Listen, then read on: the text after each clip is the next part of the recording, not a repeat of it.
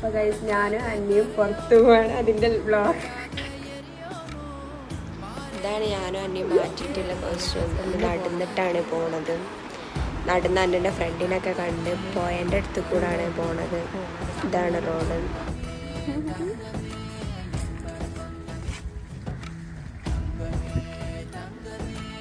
രസമുണ്ട് സംഭവം ഇവിടെ കാണാന്.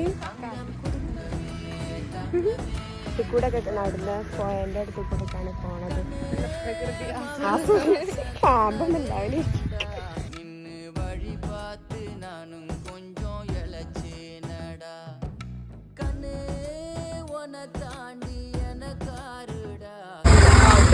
പോസ്റ്റ് ആയിരിക്കുകയാണ്.